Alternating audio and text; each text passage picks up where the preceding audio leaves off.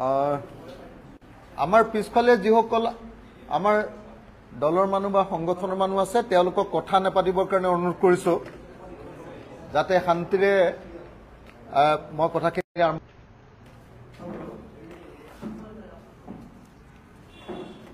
শ্ৰদ্ধেয় সংবাদকৰ্মীসকল বহুদিনৰ মূৰত যোৰহাট প্ৰেছ ক্লাবৰ পৰা আজি এই সংবাদমেল সম্বোধন কৰিছো যোৰহাট প্ৰেছ ক্লাবক সদায় নিজৰ ঘৰৰ অনুষ্ঠান যেন লাগে ইয়াৰ সাংবাদিকসকলক যোৰহাটৰ সাংবাদিকসকলক সদায় ঘৰৰ সাংবাদিক যেন লাগে কাৰণ মোৰ নিজৰ ঘৰ যিহেতু যোৰহাটত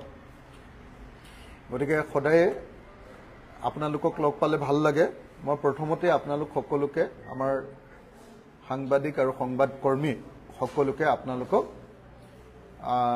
স্বাগতম জনাই নমস্কাৰ জনাই আজি সংবাদমেলৰ কাম আৰম্ভ কৰিব খুজিছো আজি মূল বিষয়টো অসমত কেনেকৈ ভোটাৰ তালিকাৰ সংশোধন কৰিব লৈছে আৰু অসমৰ ভোটাৰ তালিকাৰ সংশোধনীৰ জৰিয়তে অসমৰ ভাগ্য কেনেকৈ বাহিৰৰ মানুহৰ হাতত তুলি দিব খুজিছে অসমৰ মানুহৰ ৰাজনৈতিক ভাগ্য কেনেকৈ বাহিৰৰ মানুহ বহিৰাগত অন্য ৰাজ্যৰ মানুহৰ হাতত তুলি দিব খোজা হৈছে সেই বিষয়লৈ মই আপোনালোকৰ সন্মুখত বক্তব্য দাঙি ধৰিম কিন্তু তাৰ আগতে এটা খবৰ আপোনালোকক দি ল'ব খুজিছো আৰু সেই কাৰণে আমাৰ অতি প্ৰিয় এডভোকেট হেমেন বৰা ডাঙৰীয়াক আমাৰ সৈতে ইয়াত বহুৱাইছো এই কাৰণে যে আজি আমাৰ কাৰণে এটা খুব ভাল খবৰ আছে আমি কা বিৰোধী আন্দোলনত প্ৰথমটো গোচৰত ফচিছিলো আমাৰ বিৰুদ্ধে প্ৰথমটো গোচৰ লাগিছিলে 2019 চনৰ 10 ডিসেম্বৰ তাৰিখৰ দিনা যোৰহাটতে মোক কা বিৰোধী আন্দোলনত গ্ৰেপ্তাৰ কৰা হৈছিল যোৰহাটত যি কা বিৰোধী আন্দোলনত যিটো গোচৰত গ্ৰেপ্তাৰ কৰিছিল সেই গোচৰটোত কি হৈছিল কা বিৰোধী আন্দোলনত যেতিয়া মোক গ্ৰেপ্তাৰ কৰিছিল মোৰ লগতে আপোনাৰ লক্ষজ্যোতি গগৈক গ্ৰেপ্তাৰ কৰিছিল মোৰ লগতে মানস কোঁৱৰক গ্ৰেপ্তাৰ কৰিছিল আৰু দিব্যজ্যোতি শৰ্মাক গ্ৰেপ্তাৰ কৰিছিল সেই গোচৰটোত তাৰ পৰৱৰ্তী সময়ত যোৰহাট জেলৰ পৰাই মোক আপোনালোকে সকলোৱে জানে যে এনআইএ ধৰি লৈ গৈছিল দিল্লীলৈ আৰু মই সেই গোচৰটোত প্ৰায় 2 বছৰ মানে 10 ডিসেম্বৰ তাৰিখৰ পৰা 2019 চনৰ 10 ডিসেম্বৰ তাৰিখৰ পৰা 2021 চনৰ জুলাই মাহলৈকে জেলত থাকিলো প্ৰায় 2 বছৰ জেলত থাকিলো আৰু আজি সেই গোচৰটো খালাস একুইটেল বা সেই গোচৰটোৰ পৰা আমি মুক্ত হলো আজি যোৰহাটৰ ফাৰ্ষ্ট ক্লাছ মেজিষ্ট্ৰেট কোৰ্টত আমাক সেই গোচৰটো মুক্ত বুলি ঘোষণা কৰিলে একুইটেল দিলে খালাস দিলে বুলি কয় খালাস দিলে আমাৰ বিৰুদ্ধে আপোনাৰ চৰকাৰী অফিচাৰ বিলাকে সাক্ষী দিবলৈ আহিছিল পুলিশ বিলাকে সাক্ষী দিবলৈ আহিছিল সকলোৱে আমাৰ বিৰুদ্ধে কবলৈ চেষ্টা কৰিছিল চৰকাৰী উকিলে আমাৰ বিৰুদ্ধে যথেষ্ট পৰিমাণে সক্ৰিয় ভূমিকা পালন কৰিছিল এই আটাইবিলাক কৰাৰ পাছতো আলটিমেটলি আমি গুৱাহাটী উকিল সন্থাৰ সহযোগিতা এই গোচৰটোৰ পৰা সম্পূৰ্ণৰূপে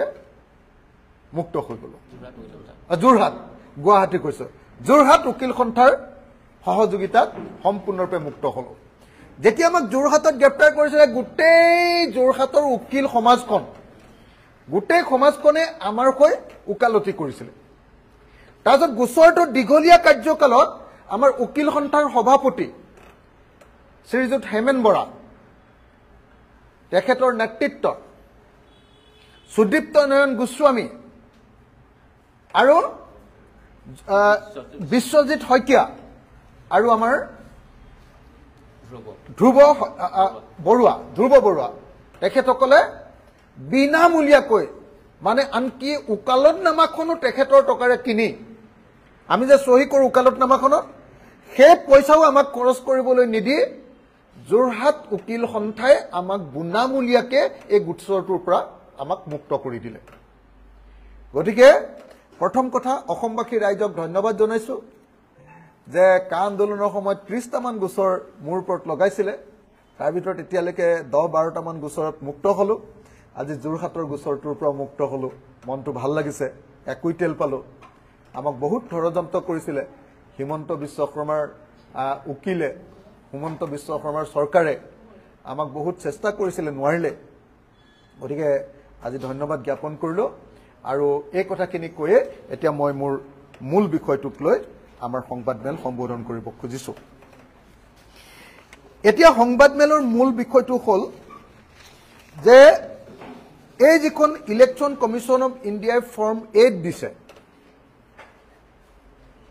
8 নম্বৰ ফৰ্ম এই ফৰ্মখন ফিল আপ কৰি ইলেকশ্যন কমিশ্যনাৰ মুখ্য নিৰ্বাচনী বিষয়া অসমৰ অনুৰাগ গোয়েলে কৈছে যে আমি নমিনেশ্যন পেপাৰ ফাইল কৰাৰ দুদিনৰ আগতো যদি কোনোবাই আবেদন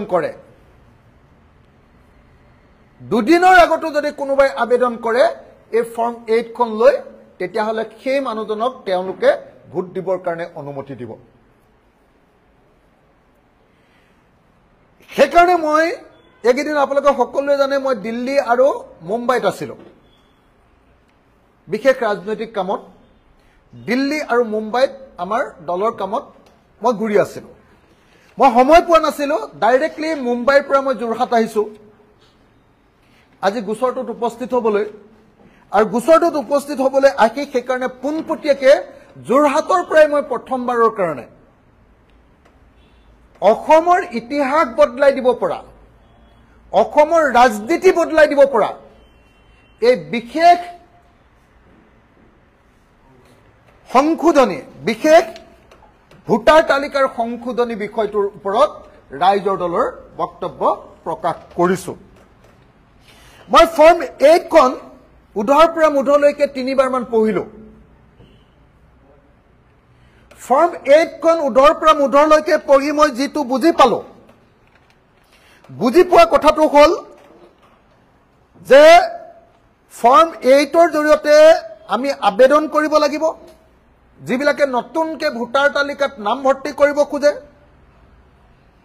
ফৰ্ম 8 ৰ জৰিয়তে আবেদনকাৰীৰ নাম আৰু ইলেকশ্যনৰ photo identity card EPIC number বুলি কয় যাক সেইটো উল্লেখ কৰিব লাগে ফৰ্ম নম্বৰ 8 অনুসৰি আবেদনকাৰীক দুটা অপচন দিয়া হৈছে অপচন নম্বৰ এ অনুসৰি আধাৰ নম্বৰটো উল্লেখ কৰিব লাগে আৰু অপচন নম্বৰ বি অনুসৰি আধাৰ নম্বৰ নাই বুলি ঘোষণা কৰি দিব লাগে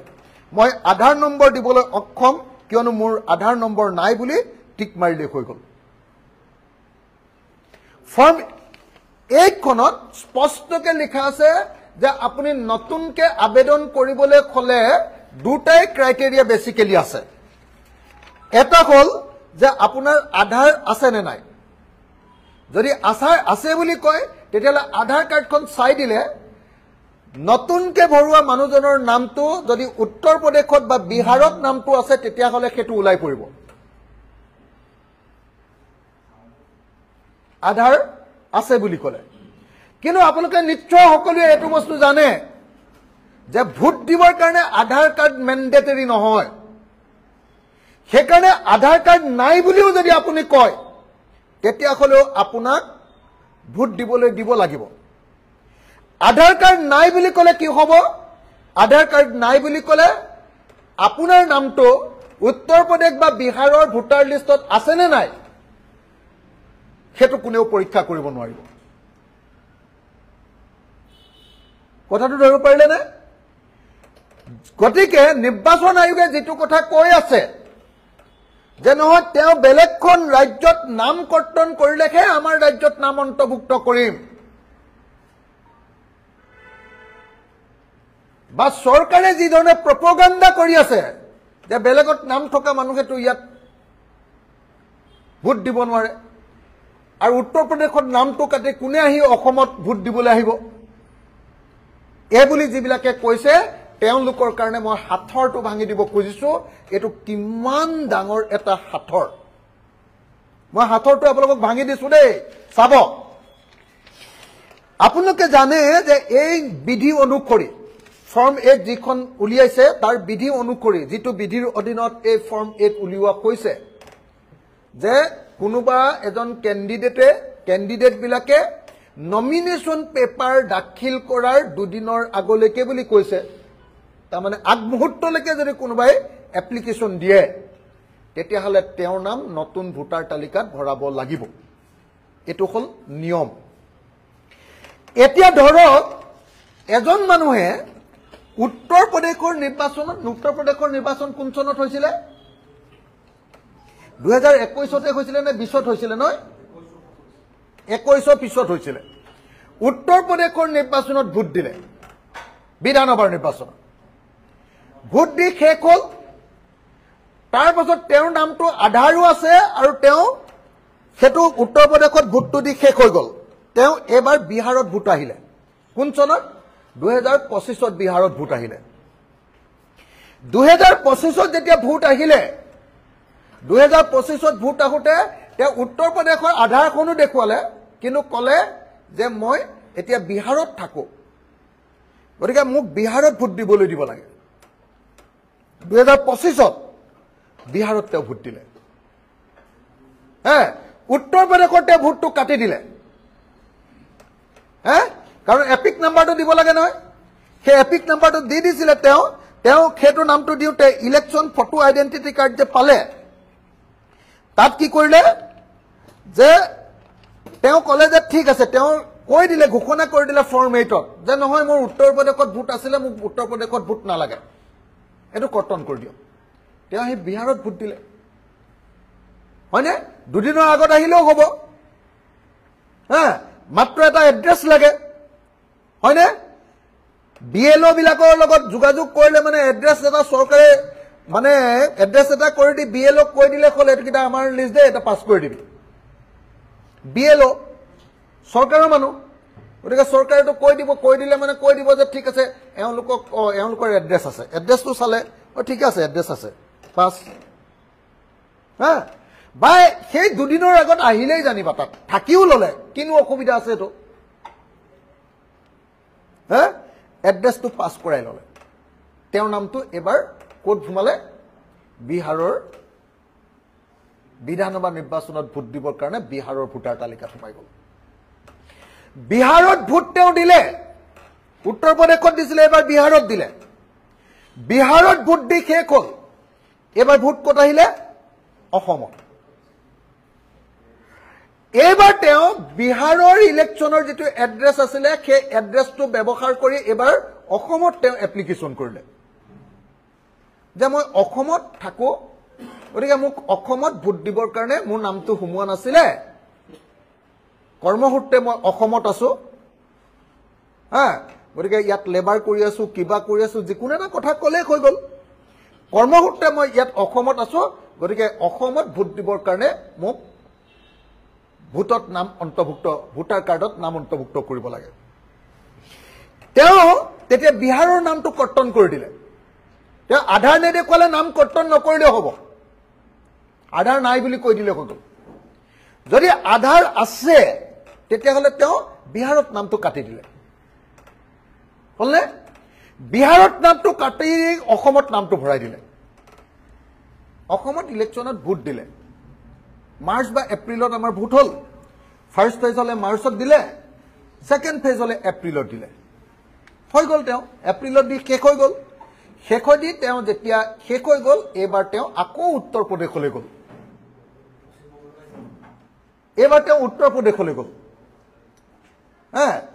এবাৰ তেওঁ আকৌ উত্তৰ প্ৰদেশলৈ গৈ কি কৰিলে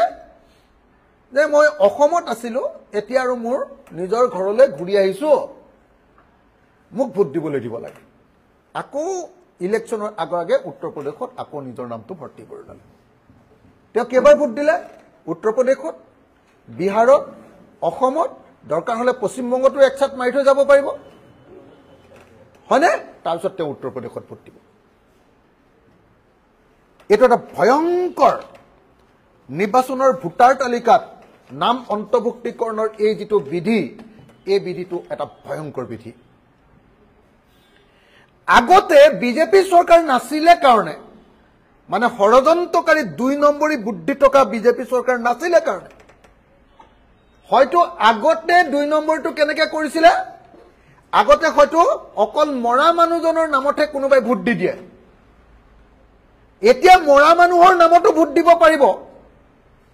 আৰু লগতে কি কৰিব পাৰিব উত্তৰ প্ৰদেশৰ পৰা পৰিভ্ৰমী মানুহ আনিব পাৰিব ত্ৰিপুৰাৰ পৰা শিলচৰলৈ ভোট আনিব পাৰিব পশ্চিমবংগৰ পৰা ধুবুৰী পৰা আৰম্ভ কৰি এই নামনি অসমৰ গোটেই বাংলা ভাষী কোৱা মানুহবিলাকক আনিব পাৰিব আৰু আটাইতকৈ উজু হ'ব অসমৰ প্ৰত্যেকখন নগৰত গাঁৱতটো অকমান মানুহে চিনি পাই যাব অসমৰ প্ৰত্যেকখন নগৰত এই কাম কৰাটো তেনে সহজ হ'ব বেছি কৰিব নালাগে মাত্ৰ 5 লাখ ভোটাৰ আনিলে হৈ গ'ল 5 লাখ ভোটাৰ আনিবৰ কাৰণে 50টা সমষ্টিত 10,000 নতুন ভোটাৰৰ নাম ভৰ্তি কৰি দিলে হৈ গ'ল গেম চেঞ্জ গোটেই খেলেই বদলাই দিব পাৰিব চৰকাৰ গঠন কৰিব পাৰিব কথাটো বুজিলে নে 50টা সমষ্টিত যদি 10,000 কে আনে 50 × 10,000 5 লাখ মানুহ 5 লাখ মানুহ অনাটো এখন চৰকাৰ কেন্দ্ৰীয় চৰকাৰ আৰু ৰাজ্য চৰকাৰৰ কাৰণে মামুলি কথা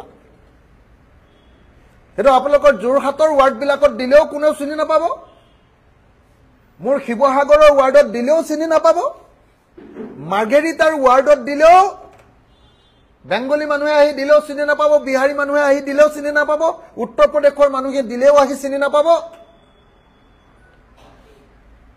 আৰু এনেকে গোটেই নিৰ্বাচনটোত তেওঁলোকে প্ৰায় 20% মান ভোটৰ ইফাল কৰি দিব পাৰিব ইফালে মৃত মানুহবিলাকৰ নামত ভোট দিয়াটো আছে ইফালে ভোট দিবলৈ নহা মানুহবিলাকৰ নামত ভোট দিয়াটো আছে চাব দেই মৃত মানুহৰ নামত ভোটটো দিয়াই ভোট দিবলৈ নহা মানুহবিলাকৰ লিষ্ট বনাই ভোটটো দিয়াই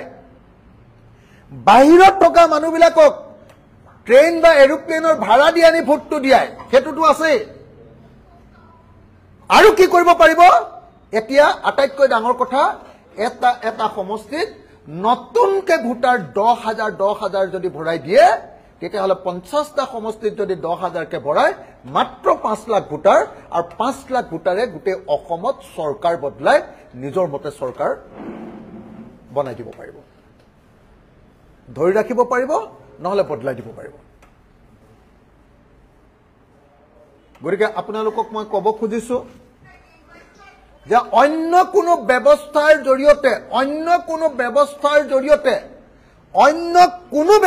জৰিয়তে এই ভয়ংকৰ ভোট চুৰিৰ ঘটনা এই ভয়ংকৰ ভোট ডকাইতিৰ ঘটনা এই ভয়ংকৰ ইলেকশ্যনক কি কৰা এটো অপকৰণ ইলেকশ্যনৰ ফলাফলক সম্পূৰ্ণৰূপে অপখন কৰাৰ ঘটনা কোনো পৰ্যায়ে প্ৰতিৰোধ কৰা সম্ভৱপৰ নহয় কোনোবাই ক'ব পাৰে যে আমাৰ নিজৰ বিএলএ যিবিলাক আছে আমাৰ বুথ লেভেল এজেন্ট আছে এজেন্ট বিলাকে এটো চাব পাৰিব এজেন্টে চালেও কোনো কাম নাই যদি তেওঁলোকে ইয়াতে চালেও কোনো কাম নাই লিগেলি এই মানুহবিলাকে আহিব পাৰিব লিগেলি ভোট দি যাব পাৰিব লিগেলি তেওঁ এবাৰ উত্তৰ প্ৰদেশত লিগেলি তেওঁ এবাৰ বিহাৰত লিগেলি তেওঁ এবাৰ অসমত লিগেলি তেওঁ পশ্চিমবংগত আৰু লিগেলি তেওঁ আকৌ উত্তৰ প্ৰদেশত ভোট দি এটা সাৰ্কুলত 5 বছৰৰ ভিতৰত তেওঁ 5খন ৰাজ্যত ভোটত জিকাই থৈ আহিব পাৰিব আৰু তেনেকুৱা আৰএছএছ আৰু বিজেপিৰ কেডাৰ আছে কেডাৰহে লাগে আৰু আজি ত্ৰিপুৰাত চৰকাৰ চলি আছে ত্ৰিপুৰাৰ পৰা বৰাক উপত্যকালৈ বাঙালী মানুহ কেজনমান অনাত কিবা অসুবিধা আছে নেকি আপুনি কক আপুনি নিজে ভাবক পশ্চিমবংগৰ পৰা নামনি অসমলৈ মানুহ অনাত কিবা অসুবিধা আছে নেকি আপোনালোকে নিজে ভাবক উত্তৰ প্ৰদেশ বিহাৰ হাৰিয়ানাৰ পৰা অসমৰ নগৰবিলাকৰ কাৰণে উত্তৰ প্ৰদেশ মধ্য প্ৰদেশ বিহাৰ আৰু হাৰিয়ানা এইকেইখন ৰাজ্যত চৰকাৰ আছে এইকেইখন ৰাজ্যৰ পৰা 5 লাখ ভোটাৰ অনাটো কিবা অসুবিধা নেকি আপোনালোকে নিজে ভাবক আমাৰ যোৰহাটত, আমাৰ শিৱসাগৰত, আমাৰ গোলাঘাটৰ টাউনত কোনে চিনি পাব? হয়, আমাৰ ভাড়াঘৰত আছে বুলি কৈ দিলে হৈ গ'ল ন কাহিনীটো। আৰু সবৰে নিজৰ নিজৰ বুথ কমিটিৰ সভাপতি সম্পাদক মেম্বাৰ আছে নিজৰ দলৰ বিজেপিৰ, তেওঁলোকে ক'ব হয় এওঁলোকৰ ঘৰত থাকে নহয়, আমাৰ ঘৰতে থাকে বুলি কৈ দিলে কিনো কৰিব পাৰিব, আমাৰ ঘৰত থাকে এনেকৈ কৈ দিব বুথ কমিটিৰ সভাপতিজনে। আৰু তাতনো কোন কোন থাকিব? আপোনালোকে সকলোৱে জানে পুলিং এজেণ্টজনহে থাকিব, বাকীটো চৰকাৰী বিষয়া, প্ৰব্লেমে নাই। গতিকে এইটো এটা ভয়ংকৰ ষড়যন্ত্ৰ ৰচনা কৰিছে বিজেপি দলে। মই আকৌ কৈছো, এটাটো মেচিনত কি গণ্ডগোল কৰিব পাৰে নোৱাৰে মই এতিয়ালৈকে নাজানো। ভোটাৰ তালিকাৰ কি ৰাহুল গান্ধীয়ে দেখুৱাই আছে যে ভোটাৰ তালিকাত কেনেকুৱা ধৰণৰ কেলেংকাৰী হ'ব পাৰে, সেইটো এটা অত্যন্ত গুৰুত্বপূৰ্ণ বিষয়। কিন্তু এতিয়াৰ যিটো সংশোধনী, এই সংশোধনীটো সাংঘাতিক মাৰাত্মক,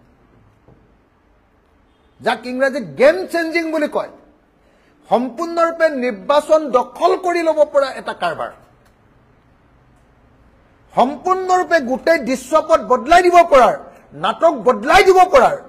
থিয়েটাৰ বদলাই দিব পৰা, চিনেমা বদলাই দিব পৰা, ঘটনা বদলাই দিব পৰা এটা কাম। মাত্ৰ 5 লাখ ভোটাৰ লাগে, এটা সমষ্টিত 10,000কে পঠিয়াই দিওঁ। 10,000 বাদ দিয়ক, কোনোবা সমষ্টিত 2,000 মানুহ ভৰাব পাৰিলেতো ইলেকশ্যনত বহু ঠাইত জিকি যাব। গতিকে এইটো এটা ভয়ংকৰ ঘটনা সংঘটিত হৈছে। মই ভাবো যে ইয়াৰ কাৰণে বিৰোধী দলবিলাকে, আমাৰ নিচিনা সৰু দলবিলাকে নহয়, আচলতে কংগ্ৰেছ বা অল ইণ্ডিয়া লেভেলৰ যিবিলাক ডাঙৰ ডাঙৰ পাৰ্টি আছে, তেওঁলোকে আচলতে সুপ্ৰিম কোৰ্টৰ আপোনাৰ যিটো কি কয় কনষ্টিটিউচনেল বেঞ্চত এইটো চেলেঞ্জ কৰিব লাগিব। নহলে অন্য কোনো উপায়েৰে এইটোৰ পৰা উদ্ধাৰ হোৱাৰ কোনো ৰাস্তা নাই। সুপ্ৰিম কোৰ্টত চেলেঞ্জ কৰিব লাগিব এইটো, আৰু তাৰ পাছত সুপ্ৰিম কোৰ্টত চেলেঞ্জ কৰি এই বিধিটো সলাব লাগিব। এই বিধিটো সলাব লাগিব যে এখন ৰাজ্যত সেই ৰাজ্যখনৰ ভোটাৰে বিধানসভাখন তৈয়াৰ কৰে। অসমৰ মানুহে অসমৰ বিধানসভাখন কেনেকুৱা কৰিব তাৰ স্বপ্ন অসমীয়া মানুহে দেখে। উত্তৰ প্ৰদেশৰ পৰা 10,000 বা বিহাৰৰ পৰা 2,000, কানপুৰৰ পৰা 2,000, নাগপুৰৰ পৰা 1,000 মানুহ আহি এটা সমষ্টিত যদি ভোট দি অসমীয়া মানুহৰ ভাগ্য বদলাই দিব পাৰে, তেতিয়াহ'লে এই নিৰ্বাচনৰ কিবা অৰ্থ থাকিবনে? গতিকে বিজেপিয়ে বৰ্তমানৰ নিৰ্বাচনী ব্যৱস্থাটোক প্ৰশাসন অৰ্থহীন এটা ব্যৱস্থাত পৰিণত কৰি পেলাইছে। আৰু সেইকাৰণে মই ভাবো এই ব্যৱস্থাটোৰ বিৰুদ্ধে আমি সকলো বিৰোধী দলে ঐক্যবদ্ধভাৱে প্ৰতিবাদ গঢ়ি তুলিব লাগে। মই আজি যোৰহাট প্ৰেছ ক্লাবৰ এই সংবাদমেলৰ পৰা আমাৰ বিৰোধী ঐক্য মঞ্চৰ সকলো দলৰ প্ৰতি বিনম্ৰভাৱে অনুৰোধ জনাইছো, ৰাজহুৱা অনুৰোধ জনাইছো যে অতি সোনকালে আমি বিৰোধী দলসমূহে নিৰ্বাচন আয়োগৰ এই কাৰ্যৰ বিৰুদ্ধে দুটা কাম কৰিব লাগে। এক, কোৰ্টত আবেদন কৰিব লাগে, সুপ্ৰিম কোৰ্টত। নম্বৰ 2, আমি ইয়াৰ বিৰুদ্ধে ব্যাপক ৰূপত জনমত গঠন কৰি এটা প্ৰতিবাদী কাৰ্যসূচী কৰি আন্দোলনৰ ৰূপ দিব লাগিব। এই গোটেই ঘটনাটোত অসমৰ জাতীয় সংগঠনবিলাকৰ এটা ব্যাপক ভূমিকা থাকিব লাগিব। সদৌ অসম ছাত্ৰ সন্থাৰ মূল কথাটোৱে আছিলে যে অসমৰ খিলঞ্জীয়া মানুহৰ নামহে ভোটাৰ তালিকাত থাকিব লাগিব। এতিয়া অসমৰ বাহিৰৰ মানুহে গোটেই অসমৰ নিৰ্বাচনটো নিয়ন্ত্ৰণ কৰিব। এইটোৱে হ'ল এই বিজেপি চৰকাৰৰ ফৰ্ম 8ৰ জৰিয়তে কৰা গেম চেঞ্জিং প্লেন। গতিকে সদৌ অসম ছাত্ৰ সন্থা, অসম জাতীয়তাবাদী যুৱ ছাত্ৰ পৰিষদ, কৃষক মুক্তি সংগ্ৰাম সমিতি, ছাত্ৰ মুক্তি সংগ্ৰাম সমিতি আৰু অন্যান্য জাতীয় আৰু জনগোষ্ঠীয় প্ৰত্যেকটো সংগঠনে যিবিলাকে নিজৰ জাতিটোৰ কাৰণে লাগ লাগ মাতে, যিবিলাকে নিজৰ জাতিৰ অস্তিত্বৰ কাৰণে মাত মাতে, যিবিলাকৰ অসমৰ ৰাজনৈতিক ভৱিষ্যত বাহিৰৰ মানুহৰ হাতত পঠিয়াই দিয়াটো নিবিচাৰে, তেওঁলোক সকলোৱে ঐক্যবদ্ধ হৈ এইটো গণ আন্দোলনত পৰিণত কৰিব লাগিব। মই কথাটো ভালকে ব্যাখ্যা কৰিব পাৰিছো নে নাই নাজানো। যদি ব্যাখ্যা কৰিব পাৰিছো আৰু যদি বুজিব পৰা কৈছে, তেতিয়াহ'লে মানুহে বুজি পাব যে 2026 চনত ইলেকশ্যন খেলাৰ মাজত নেখেলা আৰু নেখেলাৰ মাজত কোনো ডিফাৰেন্সই নাই যদি সেই এই ফৰ্ম 8 অনুসৰি এনেকৈ নতুনকৈ ভোটাৰে আহি নামটো ভৰাই দিব পাৰে উত্তৰ প্ৰদেশ বিহাৰ কানপুৰ নাগপুৰ মধ্যপ্ৰদেশৰ পৰা আহি গুজৰাটৰ পৰা আহি গোটেই যদি এনেকৈ নামটো ভৰাই দিব পাৰে গতিকে মই এই মুহূৰ্তত অসমৰ জাতীয় সংগঠনসমূহৰ প্ৰতি বিনম্ৰভাৱে অনুৰোধ জনাইছো মই অসমৰ সকলো বিৰোধী দলৰ প্ৰতি বিনম্ৰভাৱে আহ্বান জনাইছো যে ব্যাপক ঐক্যবদ্ধ গণ আন্দোলন গঢ়ি তোলা হোক অসমীয়া জাতিৰ ভৱিষ্যত ৰক্ষা কৰিবৰ কাৰণে ব্যাপক ঐক্যবদ্ধ গণসংগ্ৰাম গঢ়ি তোলা হোক নাম্বাৰ 1 নাম্বাৰ 2 আমি সুপ্ৰিম কোৰ্টৰ দ্বাৰস্থ হৈ এই যেটো বিধি আছে এই বিধিটো বদলাবৰ কাৰণে বাধ্য কৰোঁ আহক তাৰ বাহিৰে অন্য কোনো ট্ৰেডিশনাল উপায়েৰে ইয়াৰ পৰা অসমীয়া জাতি বচাৰ কোনো ৰাস্তা নাই মই এইখিনি কথা কৈয়ে আজিৰ সংবাদমেলৰ মূল বিষয়বস্তু সামৰণি মাৰিছো ধন্যবাদ জয় আই অসম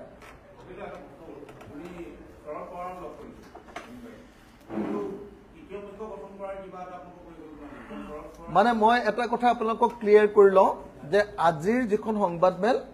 এইখনৰ বিষয়টো ইমান গুৰুত্বপূৰ্ণ যে আজি এই বিষয়টোত মই অন্য কোনো ৰাজনৈতিক বিষয় আলোচনা কৰিব নোখোজো কাৰণ আজিৰ বিষয়টো অসমীয়া জাতিৰ ভৱিষ্যতক লৈ জড়িত অসমীয়া জাতিৰ অস্তিত্ব আৰু অসমীয়া জাতিৰ ৰাজনৈতিক ভৱিষ্যত অৰ্থনৈতিক ভৱিষ্যতক লৈ জড়িত গতিকে ইমান এখন গুৰুত্বপূৰ্ণ সংবাদমেল মই যোৰহাট প্ৰেছ ক্লাবত দিছো যে এই বাতৰিটোৰ বাহিৰে আৰু অন্য কোনো বাতৰি যাতে নোলায় মানুহৰ মনোযোগ যাতে ডিস্ট্ৰেক্ট নহয় তাৰ কাৰণে মোক বেয়া নাপাব আজিৰ দিনটোত মই কাকো ব্যক্তিগত মই ইন্টাৰভিউ নিদিওঁ আৰু আপোনালোকৰ প্ৰশ্নও মই আজি এন্টাৰটেইন নকৰো সৰি মোক যদি আপোনালোকে এছআৰআই সম্পৰ্কে এই ভোটাৰ তালিকা সংশোধনী সম্পৰ্কে কিবা যদি প্ৰশ্ন সোধে তেতিয়াহে মই আজি কম নহলে বিষয়টো বেলেগত ষ্ট্ৰেছ দি দিব মূল বিষয়টো এটো ইমান ডাঙৰ বিষয় নহয় আন্দোলন যেটো কাৰণত কৰিছিল সেই কামটো এই কাৰণে কৰিব লাগে অসম আন্দোলন যেটো কাৰণত কৰিছিল সেই আন্দোলনটো আজিও কৰিব লাগিব সদৌ অসম ছাত্ৰ সন্থাই যেটো সাংবিধানিক ৰক্ষা কবচৰ কথা কৈছে এই ফৰ্ম 8 8 নম্বৰ ফৰ্মখন বদলোৱাৰ কথাটো মানে ইয়াত অন্তৰ্ভুক্ত হ'ব লাগে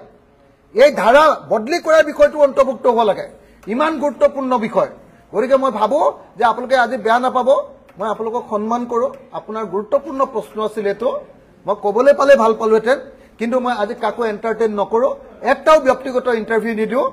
আৰু এটাও মই আপোনালোকক বেলেগ কথা নকওঁ এটো কথা কৈয়ে মোৰ আজি সংবাদমেল সামৰণি মাৰিছো ধন্যবাদ জয় অসম